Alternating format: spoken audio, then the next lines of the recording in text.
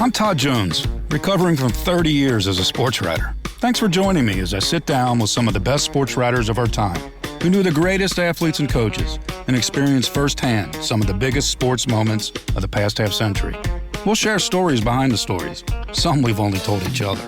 Pull up a seat on Press Box Access. Bonnie Ford has the heart of a poet and the courage of an explorer. She's never been afraid to dig into the gray area of sports. I first learned that about her many years ago when her byline was Bonnie D. Simone, and it's still true. She's fearless, willing to take on the toughest subjects, and then able to tell that story as well as anyone. Bonnie, welcome to Press Box Access. I'm so happy that you've joined us. I am thrilled, Todd. It's great to hear your voice. Yeah, it's been a while, right? It's been a while. You know, it's quite an honor. I had to say right off the top, you're half of a dynamic duo in one household. Married to the great Bob Ford, the former Philadelphia Inquirer writer for more than 30 years. What a power duo, Bonnie and Bob. It's fantastic to have you. Oh, thanks, Todd. We have worked across the hallway from each other for a lot of years, and somehow the marriage has lasted.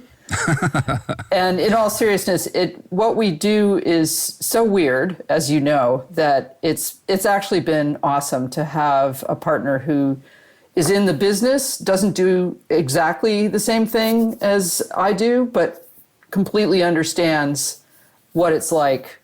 We did cover some big events together, and I just can't say enough, like how supportive he's been, and everything that I've been able to do in the last 10, 15 years is definitely he's been a part of.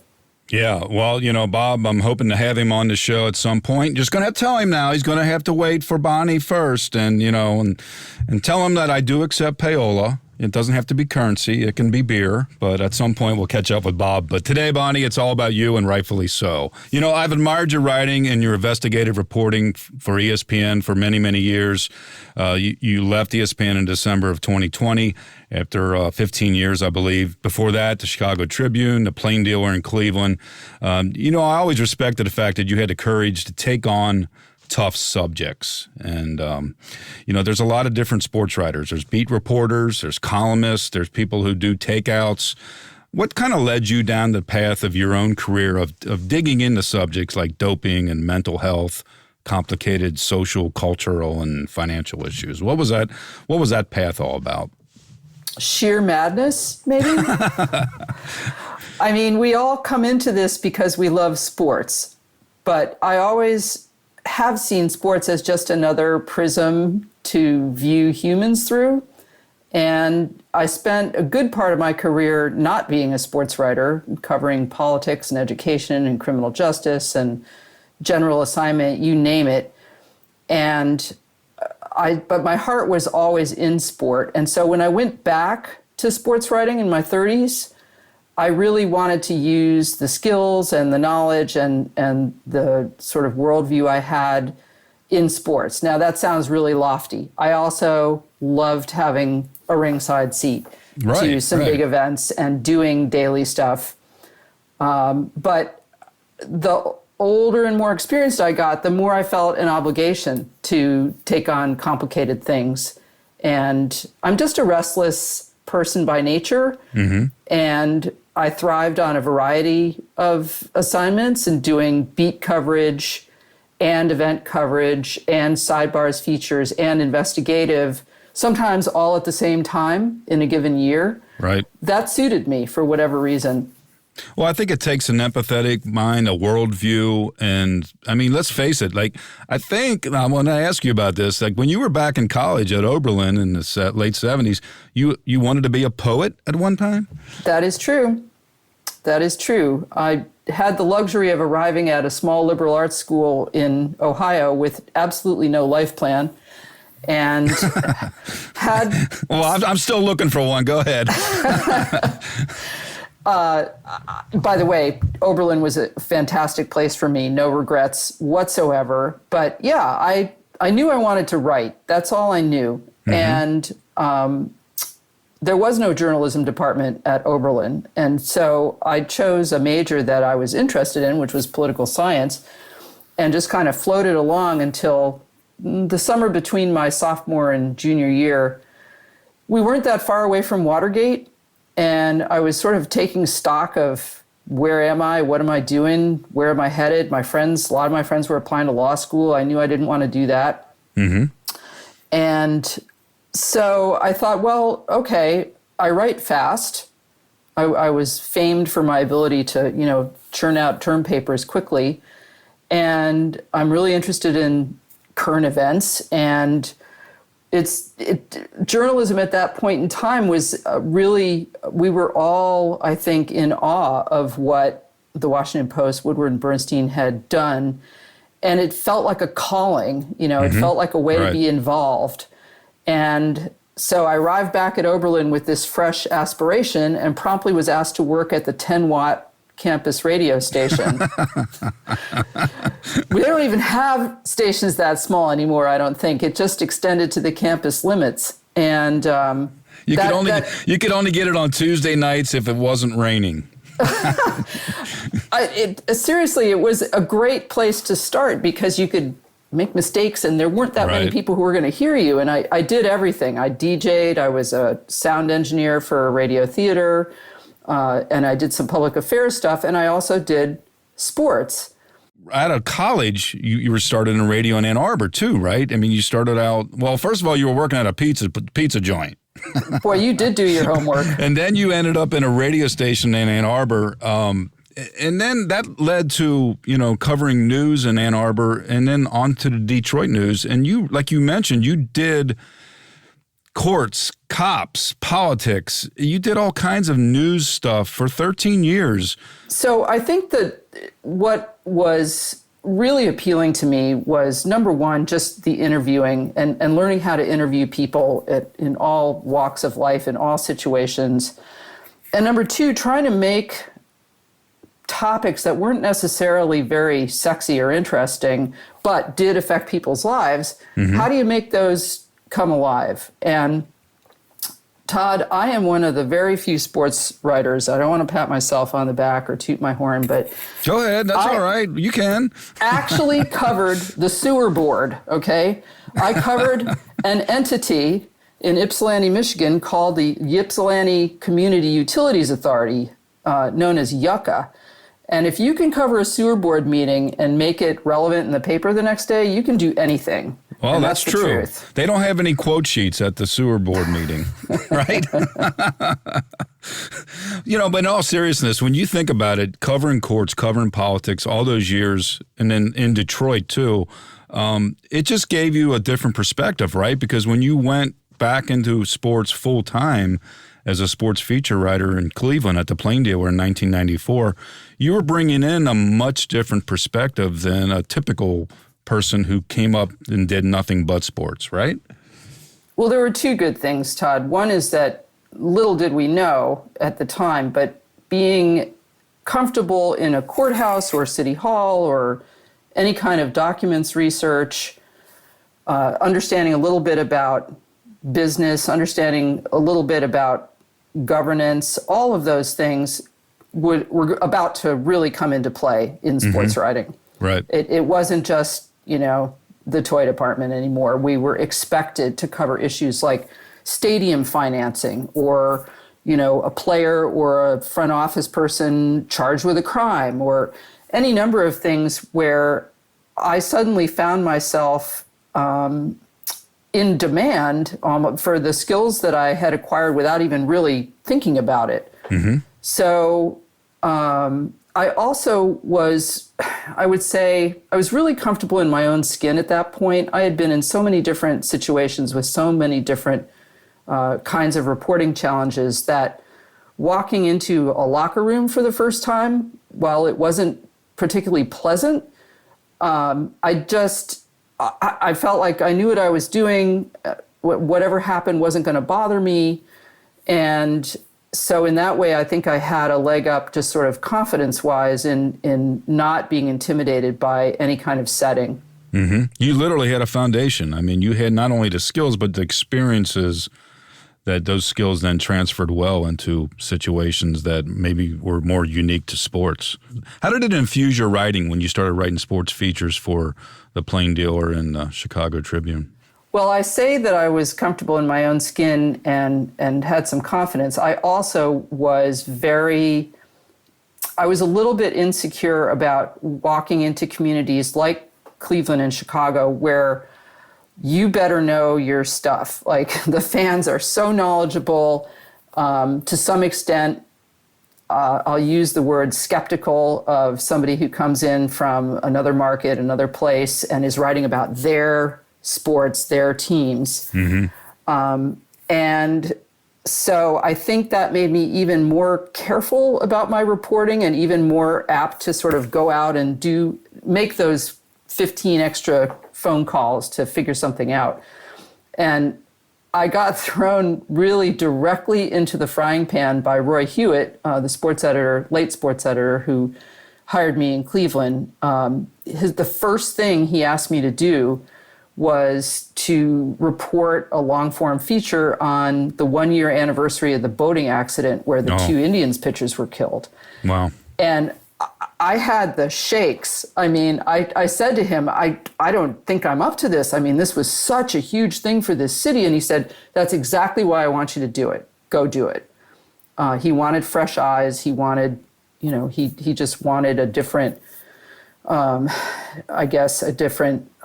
perspective, an outside perspective. So I flew all over the country, went out to Oregon to interview Steve Olin's family and Florida to interview Tim Cruz's family. Right. And one of the really most rewarding stories I've ever done, because if there's one lesson I've learned through all the reporting that I've done, both on city side and in sports, it's that people want to talk about tough things. Yeah, right. They want to talk about what it's like to struggle, what it's like to lose a loved one.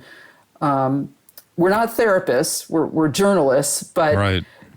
I think a lot of us, and I know I did when I was a younger reporter, you talk yourself out of these opportunities because, they're not going to want to talk about that, or I'm not equipped to talk about this subject. If you arrive with curiosity, genuine curiosity and compassion, those two things will take you a really long way in a challenging interview.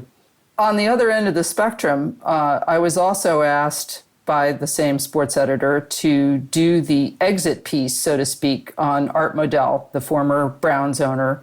Boy, Roy was just giving you a bunch of easy ones, wasn't he? That was, because of where you're from and what you've done.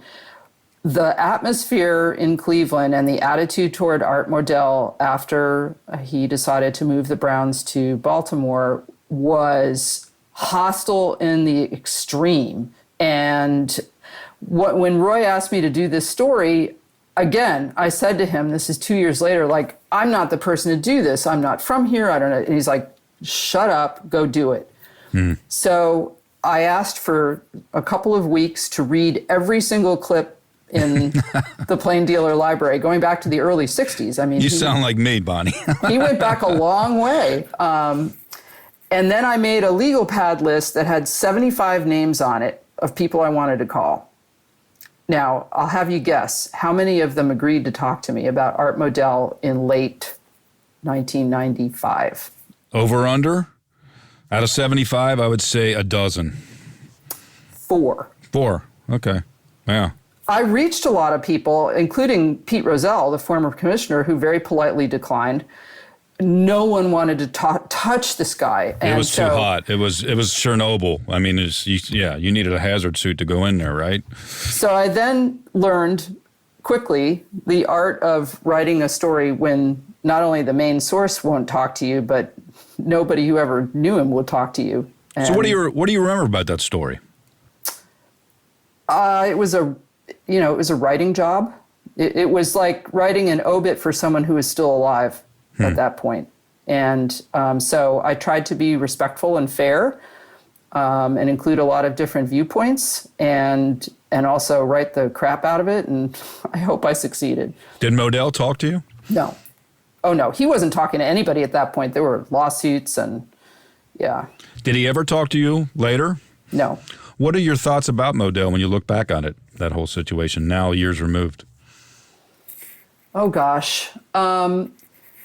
He's an example of one of those old-fashioned sports owners who I think really had their ego and identity wrapped up in the team almost to a fault. It was a very emotional thing with him. And when he didn't get what he wanted in terms of, support, what he viewed as the proper financial support for the team and the stadium, and he saw, let's not forget, the Indians were getting all kinds of love, had just gotten a new stadium, et cetera. Yeah, Rock and Roll Hall of Fame had just come in. Yep, right. And he just decided to leverage that and leave. And I think what surprised me the most when I went back and looked at all of those old moldering clips in the library was he was really a pillar of the community for a long time, very involved in charitable stuff. And this was another reason he felt so maligned. Right. When he didn't get what he wanted. Yeah, he felt wronged, and obviously the city felt wronged, and just a horrible, horrible moment. Not a moment, years. And it took a long time, I think, for the city to heal. Yeah, the emotions of that, there's something that really stick with you as a writer. And I think that's the type of moment that you experience through your career. I think you mentioned to me holy shit moments. Yes. Are there some holy shit moments that leap to mind when you take a look at all the years that you did these things? There are, and I actually divide them into several different categories. Oh, we got levels of holy shit. Yes. I love it. This is awesome. So there's the moments that you see in competition that are just crazy turnarounds, miracles, shocking developments on the field of play. Then there are the holy shit moments on deadline, which I know you're familiar with. Yeah. Sometimes those two things intersect. Oh, yes. Yep. And then there's the third kind of holy shit moment, which is someone, an athlete or a figure that you really know well, that you have a good relationship with, or that you've simply written about a lot over the years, does something spectacular. And at least in my case, I then turn this fantastic blast of pressure on myself, like, oh my God, I have to do the best job in the world on this because I know this person's story better than anybody else. And that's, but I'll go back to the first because the absolute, far and away winner of holy shit moments for me was the Bartman game, the 2003 playoffs between the Cubs and Marlins, and the game at Wrigley Field that I don't have to explain the circumstances, I don't think, to most of your listeners, but Steve Bartman, let's say the name. Steve Bartman, a fan who was sitting in the left field corner, a reach for a foul ball became, a scene that will live in infamy.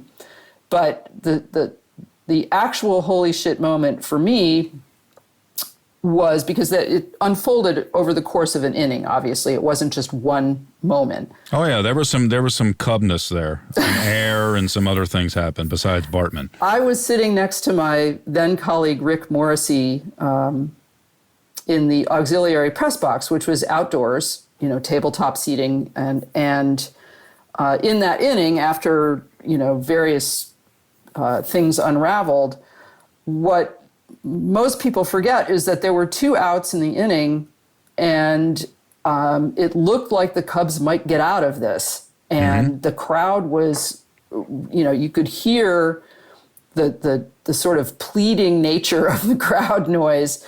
And you get very attuned to that as a sports writer too, like, because often you're looking at your computer and you're listening to the crowd and you hear different sort of tones in the crowd that make you sit up. Yeah, the crowd can tell you if you have to delete a paragraph. Exactly. So earlier in the inning, when the Bartman actual sort of interaction took place, I heard the crowd noise get sort of more ominous and ugly, and then the inning progressed, and finally we get to that 2-out point, and the crowd is loud, and Rick and I, in our computers, have the running copy saying that the Cubs are going to the World Series for the first time since 1945. And Mike Mordecai hits a bases loaded double, and the crowd noise went from near deafening to silent so quickly that Rick and I, sitting in the upper deck, could hear what the Marlins were saying in the dugout. Wow. It was like a switch was thrown. Wow. And we looked at each other, and Rick said to me, I guess we got to rewrite. Yeah. Yep, that's right. Define, delete, define, delete, define, delete.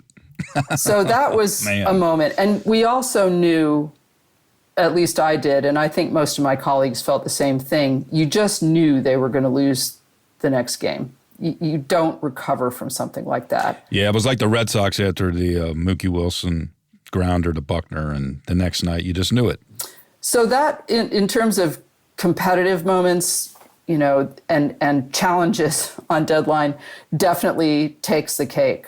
I would say that in the other sort of more positive direction, a couple of athletes who I've covered and knew very well doing something incredibly unexpected in the moment.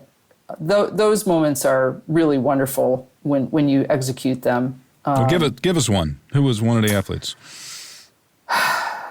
So, I'll cite two, if you don't mind. One is there was a Olympic swimmer named Tyler Clary, who in the Michael Phelps, Ryan Lochte era, he was always the third guy. He was constantly finishing second and third, and he was, one of the best swimmers in the world, and no one had ever heard of him, sort of figuratively, because he happened to be in this era of these two very dominant swimmers. Yeah, big shadow, right.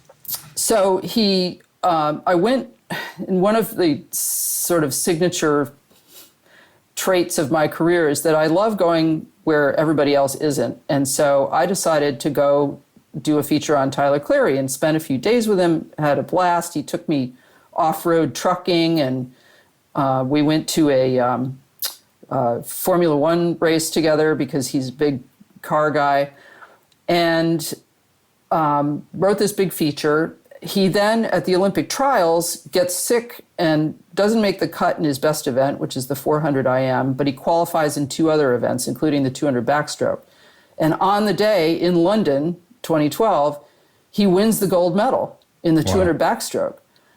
And I can't really explain what it was like to have to watch that happen, and then have that, again, turn that blast of pressure on myself, like, okay, you went and did the story on this guy. Now it's your responsibility to put this in context and make everybody understand why this is so special. Right.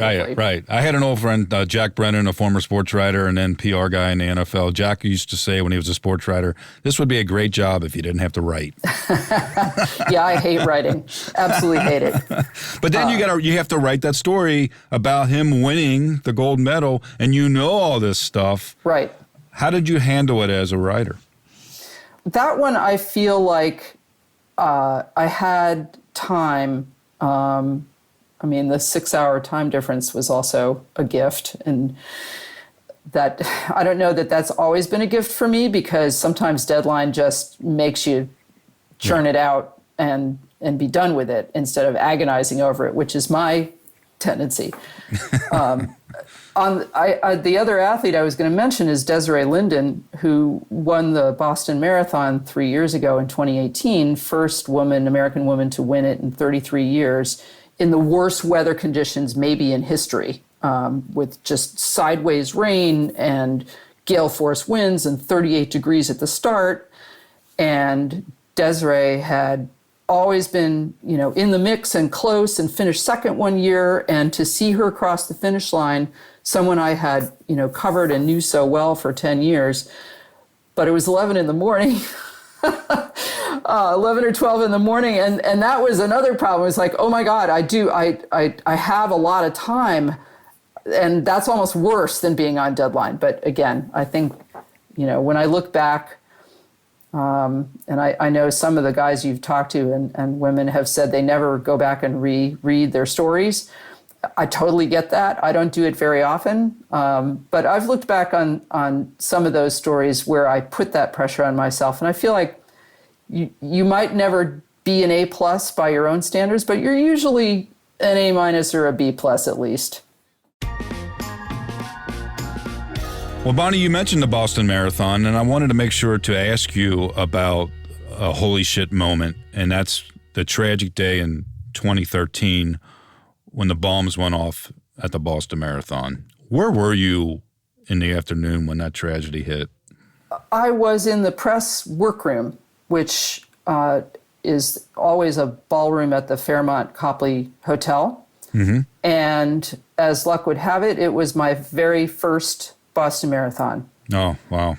The Boston Marathon was always an event that I always had wanted to cover. I had covered endurance sports and major marathons and Olympic marathons for many years, but somehow just never made it to Boston, and it was on my bucket list. So I was typing away. I was working on my analysis column, whatever, about Shalane Flanagan, who was sort of the favorite daughter.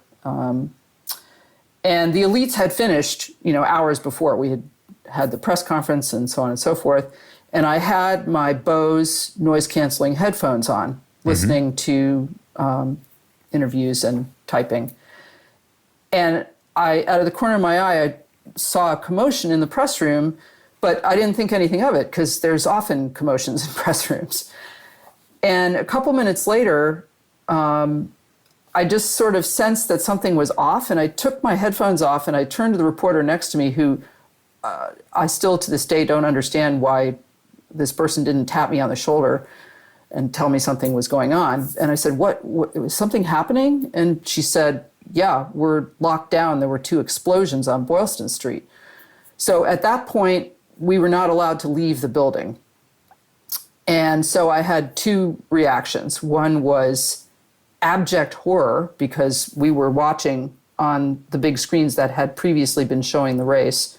We were seeing scenes of, just absolute horrific scenes. And the second thing was, how can I do my job if I'm locked in this room? Yeah, right.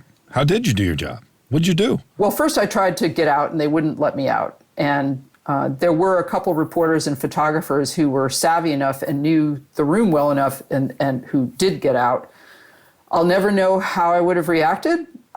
It's an open question. I know some of my friends and family were sort of glad that I didn't go out on the street and see anything, even if I could have gotten close to the scene, which is another question. They shut it down pretty quickly.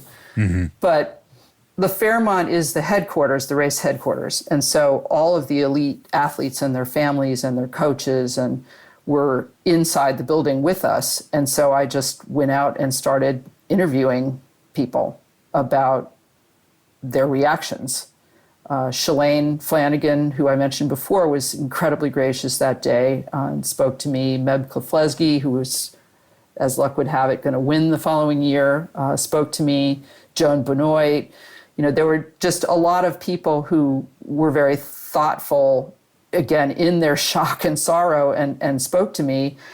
And I decided that the best thing to do was simply to write a personal essay about what it was like to be there but not be there, essentially.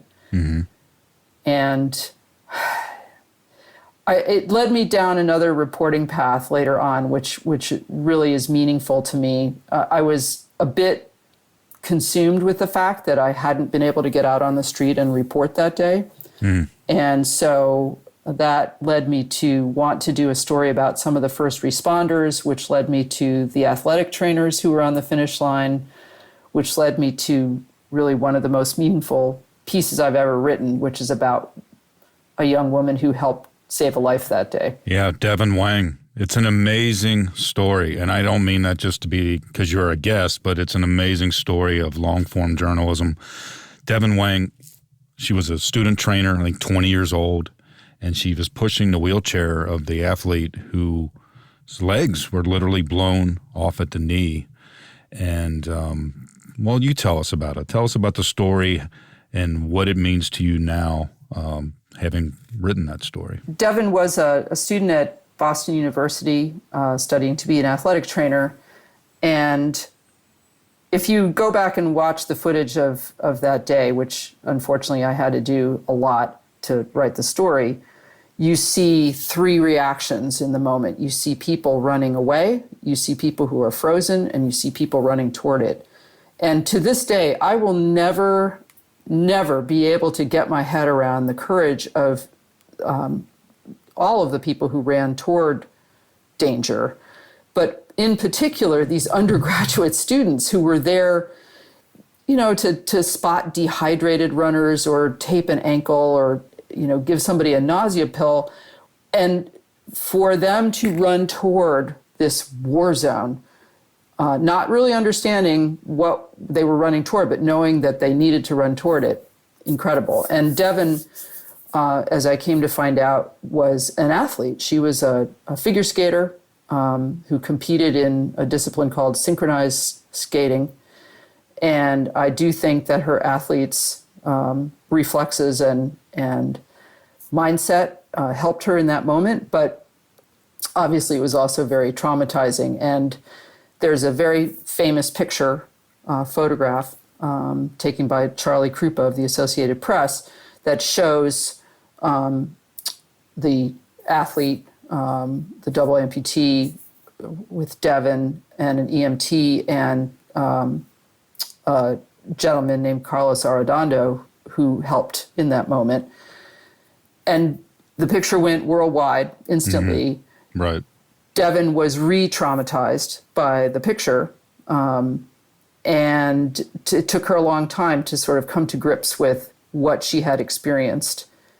And the process of building trust with her, understanding that this was going to, you know, she was going to identify herself for the first time in my story, was that was very rewarding. And almost 10 years later now, I'm happy to report that we're still in touch. Yeah, I was going to ask you that. Do you stay in touch with someone like that? There's people that, and Todd, I know that you would think of a few off the top of your head. There's people that you don't leave behind when you finish a story. Oh, and yeah, I call them like little birds. They're always kind of in the nest around you. Yeah. And you, there's no way that, there's been a lot of discussion of journalistic objectivity in recent years, but when you participate in that kind of an intimate exchange with someone, at least for me, they're always going to be on my mind. And in some cases, I'm going to maintain a relationship. Some people don't want that. You know, some people... Right.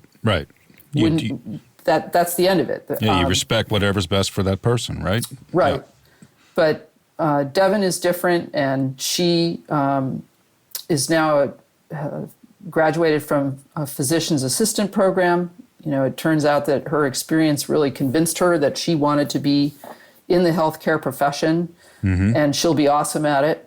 Yeah. So I'm really proud to know her. Well, that's great to hear. You know, the Boston Marathon, obviously, that story became a world story. And even in normal years, the marathon is an international event. People from all over the world come to participate. And international sports has been such a part of your career, Bonnie. I mean, you've always kind of gravitated towards that. I think you spent like your high school years living in Paris, France, right? Your family was in France. Is there something about the international sport that has just always drawn you? I did spend my high school years in France, and so I became acquainted with that thing we call soccer. Oh, yeah, that football. And that thing that we call cycling, the Tour de France, when I was a kid backpacking.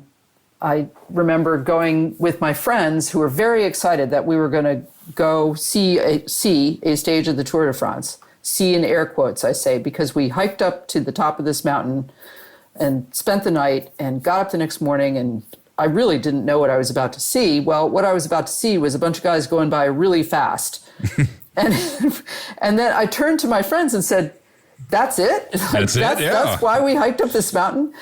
But in truth, I was pretty enchanted by the whole thing and sort of following this narrative that unfolds over 3 weeks. But the main thing that living over there gave me as a very impressionable teenager was seeing the passion that people had for those sports, which was similar to but different than our passion in the United States for professional sports. I had the travel bug from a really young age, and I wanted that. I wanted to go cover sports in other places and see what that was like, and grew up as an Olympics fan and wanted to cover the Olympics. So I got to do 8 of them. I got to do, a number of men's and women's World Cups and the Tour de France. And let me ask you about the Tour de France. All right, so you see that as a teenager. How many did you cover? Like 14, I believe? 14. 14. Not most of them start to finish, some of them partial. Now, this sounds like a very basic question, but it's asked as a reporter. How do you cover the Tour de France? If somebody said to me, go cover the Tour de France, I wouldn't even know where to start. I mean, 3 weeks across country, what kind of logistical nightmare was that to cover? How did you do it? It's, let's call it a logistical challenge. It's. See, you go to challenge, I go to nightmare. It's a nightmare some days, but not always. It's, you do your work at the start and the finish. And you go to the start, you do interviews, you get in your car, you drive. You can, if you have authorization, you can drive ahead of the race. Some very few cars are allowed in race, and then, or you can go around to the finish, which most of us did because it's fun to drive the course and it's fun to see the fans. It's very stressful because you're trying not to hit people and you're trying to get where you're going. And so a lot of times, just for work's sake, you would want to get to the finish, start writing, and then the finish happens and you go out and do some more interviews and write your piece and then drive oftentimes quite a distance to where you were staying, because sometimes you'd stay in the next start town. Mm-hmm. So I had the advantage of speaking the language. A lot of those tours I chose to do by myself because it's so stressful, the driving and everything, that even though it's hard to do by yourself, you can often end up wanting to murder anyone who's in the car with you. So I just often found... Especially certain people come to mind. I won't name names, I'm just saying. And I'm sure there's some people who want to murder me if I was in the car with them, but I get you.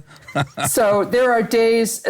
Every single reporter I know who's covered the Tour de France has at least one day per tour where they say, I'm never doing this again. This is way too much.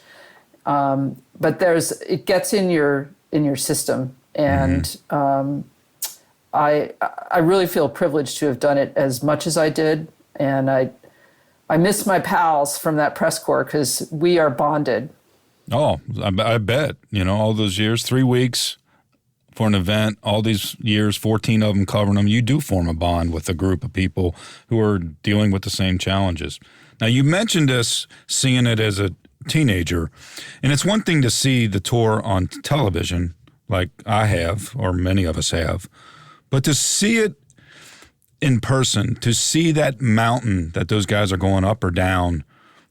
Can you give some perspective of what it's like, the challenge that those guys have on the bike going up and down those, especially the mountains? I think for that race and the other 2 Grand Tours, so-called the Giro d'Italia and the Vuelta a España, it's all about recovery. In the moment, the effort is what you're trained to do, and then how do you come back the next day and either climb another mountain, or even if it's a different kind of stage, a flat stage or just a stage where you want to maintain, that's the tough part. Because even though the athletes are better taken care of than us journalists, I mean, they have staff there to take care of them and drive them places and give them massages and all of that. It's still difficult, both physically and mentally, to recover. So we've seen there's been a lot more specialization in cycling in recent years. It used to be that you had to be good at everything. You had to be good at climbing and time trials and sprinting. And now you see much more bifurcation of that. So on a given day, you're only riding 100 miles at, trying to maintain your position as opposed to expending a ton of effort as a team leader. Right. But I just see that thin little bike, those thin tires, sometimes it's raining, they're going down a freaking mountain. And I say to myself, that looks absolutely insane. It is insane. And I found that out early on in my cycling coverage. I got into a team car, not during the tour, but during a lead-up race in the Alps. And that's when I started to understand that descending, going down, calls for, I don't want to rank these things, but it is certainly the most risky part of what they do, other than being in the middle of a bunch sprint.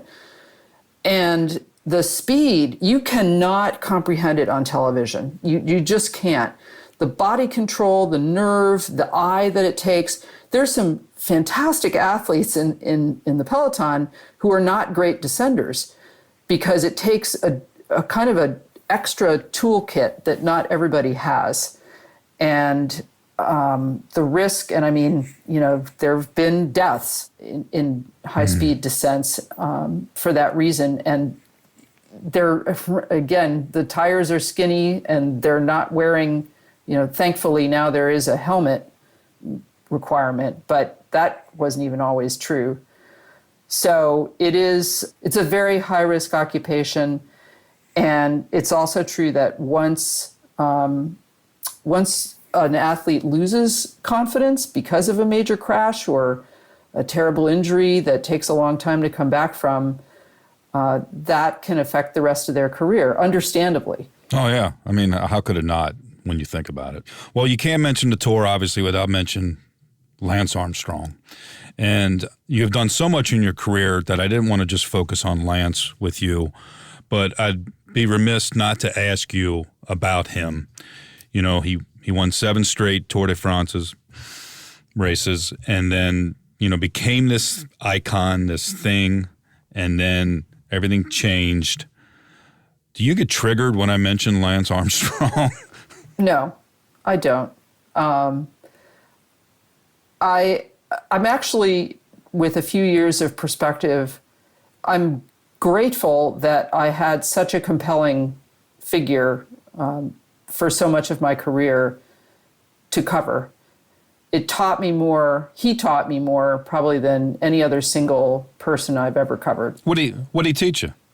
You have to put him up in the top rank of most competitive athletes ever in any sport. The drive that guy had, yes, it was illegally enhanced, but you have to start with a pretty high level base of athleticism. It's so complicated. It taught me, it humbled me, I guess is the best word I can use, because I really threw myself into cycling coverage, and I had thrown myself into trying to understand doping and all those related issues. And this deception that was practiced was going on right under my nose. I mean, sometimes down the hall in the same hotel, and I didn't have it. And I couldn't, many reporters tried to get at the story for years, but because of his power and influence in the sport, in the industry, there just wasn't anyone willing to talk about it for a long time. And of course, many of them would have implicated themselves, which is what ended up happening. Right. So it taught me never to be too cocky about what I know and what I don't know in any given field, and not to make assumptions. I think there was an assumption made by not only us journalists, but a lot of the public that, wait, this guy, survived this horrible cancer. There's no way in the world that he would put bad drugs into his body, or there's no way in the world that he would risk his reputation to do this. Well, when you make that assumption as a journalist, then you are cutting off that part of your curiosity that you need to use.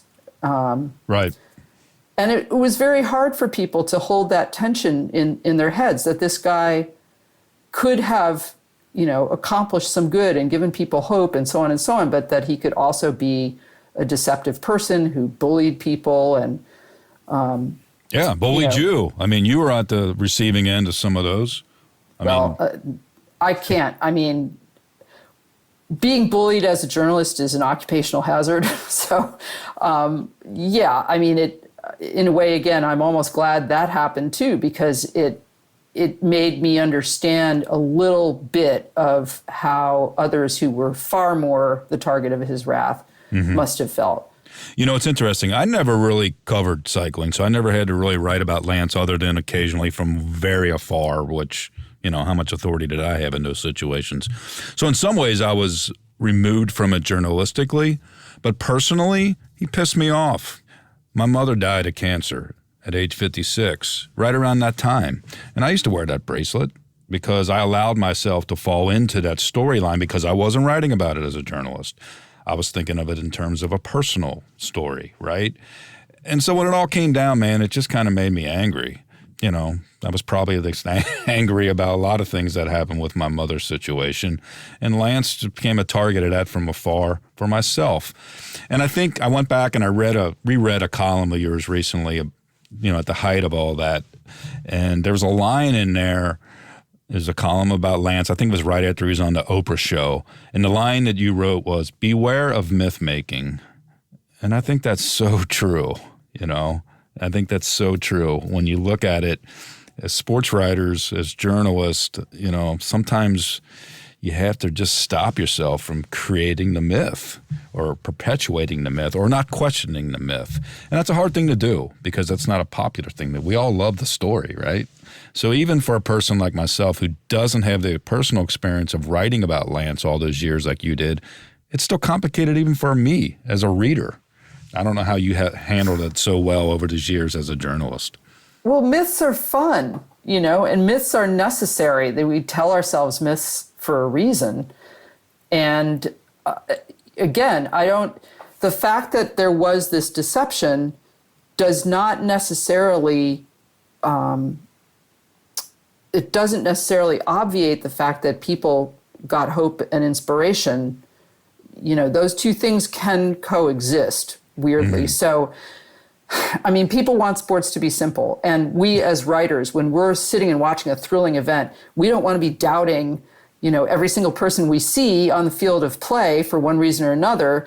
We want to enjoy the moment. And so when I talk to journalism students, which I really enjoy doing, and thank goodness there's still a lot of really great, bright minds out there who are training to be journalists, I tell them, you just have to live with the tension, just as you do in every other field of play, whether it's politics or education or, there are no real white hats and black hats. And just live with the tension, understand that there's a possibility that you're not seeing the whole iceberg, and you can deal with that later. Yeah. In a lot of respects. You don't get paralyzed on deadline because you think you have to include every single nuance in a game story or even a feature or a column. It can unspool over a number of years. And of course, you try to get as close as you can to the truth at any given time, but you're not going to get it in every snapshot. Yeah. I think looking back, I think if I had to deal with it as a journalist, the whole Lance topic, I would have handled it much better. Because I would have handled it as a journalist. Right. And not as somebody trying to read something into hope and so forth. But like you said, it's complicated. But sports are life, and life is complicated. It's not black and white. There are shades of gray.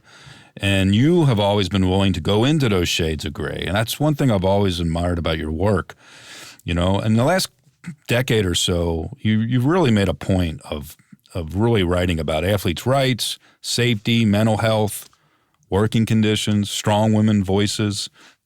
Is there something about all those topics that just came together at a point in your career where that again, that path led you to those type of gray areas and things that we don't necessarily think about when we're watching a game.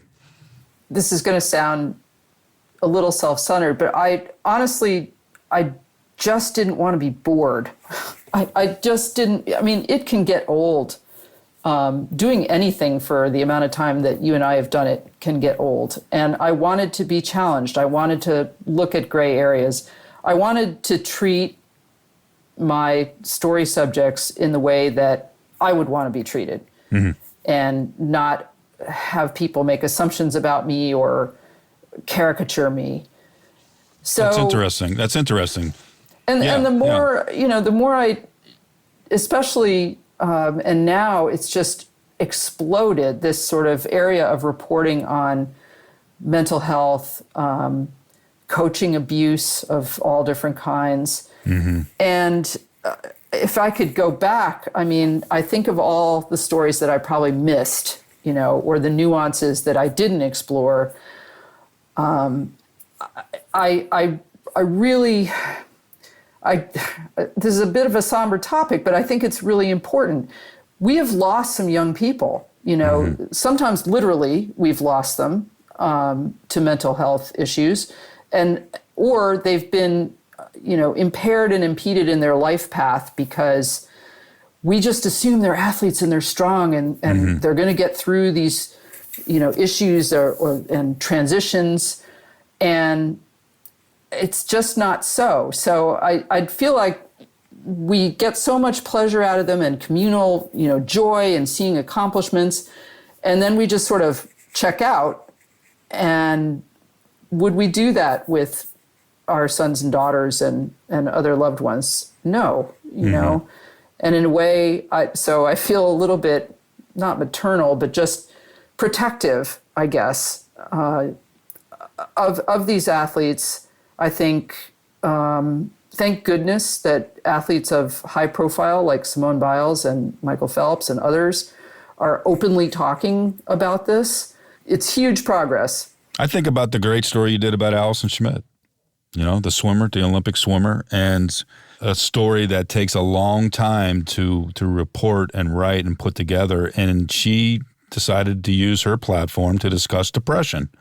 A lot of it tied to the suicide of her cousin, April, and also the just to come down from being in the Olympic spotlight to not. That story meant a lot to me as a reader. What did it mean to you as a writer, the story of Allison Schmitt? Allison was ahead of her time, I'll tell you, because that was only 5 years ago, but people were still not talking about it with the transparency that they are now. And Allison, while she's a very kind of bubbly, outgoing, fun person, she wasn't the first person I would have thought of to lead a charge. But she just, she was on a mission. And that was an example of when we're talking about long form versus beat coverage or daily coverage. I was assigned to cover the Pan Am Games in Toronto in 2015. And it's, it's not the highest profile event in the world, but I'm like, yeah, sure, I'll go and gather some stories and maybe I'll get some ideas. And Allison spoke on the pool deck about this after a race for like a minute. And I felt goosebumps. I'm like, I got to talk to this woman some more. I didn't know her very well. I don't think any of us really knew her very well. She was always in Michael's shadow. And even though she was a multiple Olympic medalist, and so it took a while. I mean, she was on board immediately. As soon as I told her what I wanted to do, she was on board with it. But I went about it very slowly because I understood there was a deep well there and I wasn't going to just go right to it. I tried to, I interviewed a lot of people who were close to her. I tried to follow her in some different environments, including speaking engagements and that sort of thing. And then finally, when I really felt grounded in her story and her cousin's story, which was so, interwoven with hers, that's when we sat down and did an interview that I will never forget because I really didn't know what she was going to tell me. I mean, I knew in generalities, but I did not know how badly she had suffered until she spoke to me. And I'm getting goosebumps now talking about it. So that's what I remember, Todd. I don't, big events, and I've loved it. But when you build trust with someone to the point where they are willing to share that and willing to trust you with their story, that's the one thing that I would pull out of my career and say, I'm just so proud and happy I was able to do that. I got more of a response to that story than almost any other story I've ever written. Well, you've done such a great job at it over the years. So many awesome long-form stories, great investigations, great beat coverage, moments in time, events.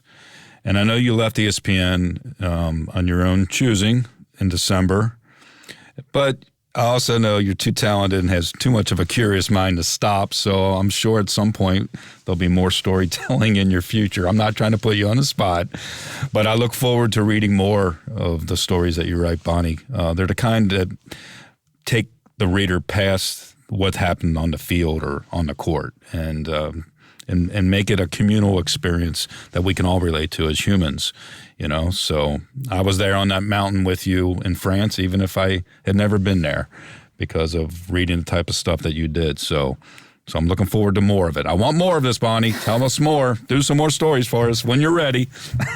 That's awesome of you to say, Todd. I feel a little bit like I've got one foot in the Great Resignation, as they're calling it now, taking a break. I mean, I feel so much for my colleagues who are still in the thick of it and trying to deal still with all these COVID restrictions. I mean, all this stuff we've been talking about, building relationships and trust, and that it's really hard to do that on Zoom. Right. And so I hope, for everyone's sake, for the sake of global health, among other things, that we're able to sort of resume life as we knew it, and that sports journalists are able to actually stand in front of the people that they're writing about.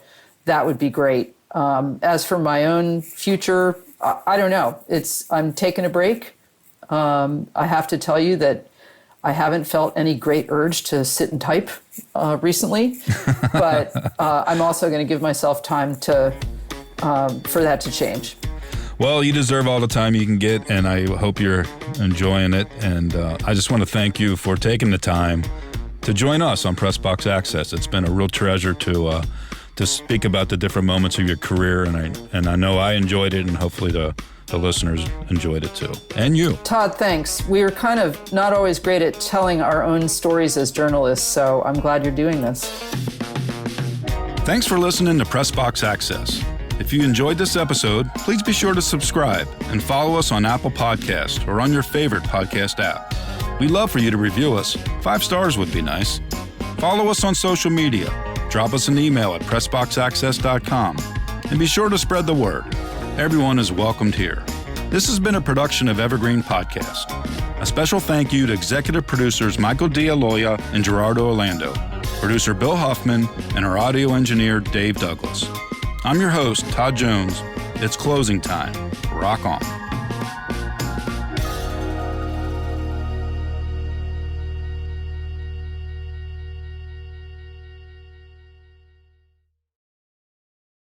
Hello out there. Yes, hello out there, everyone. I'm Hal Schwartz. And I'm Flynn McLean. Together, we host a podcast called None But the Brave, which focuses on the music and career of Bruce Springsteen. We begin season 4 of the podcast on September 26th with a look at the 40th anniversary of Nebraska, and we'd love for you to join us. And you can check out our previous 3 seasons right now, wherever you get your podcast. We've also had some pretty cool guests on, like Little Steven Van Zandt of the E Street Band, Brian Hyatt from Rolling Stone, and Ken Rosenthal from Fox Sports. If you're a fan of Bruce's music, you're not going to want to miss our discussions on his past albums and tours. And as Bruce begins his first tour in 6 years next year, we will cover it as it happens. And we are very excited about that. Yes, we are. So check out our website, nonebutthebravepodcast.com. And we hope to see you further on up the road. Thank you so much. We'll be seeing you.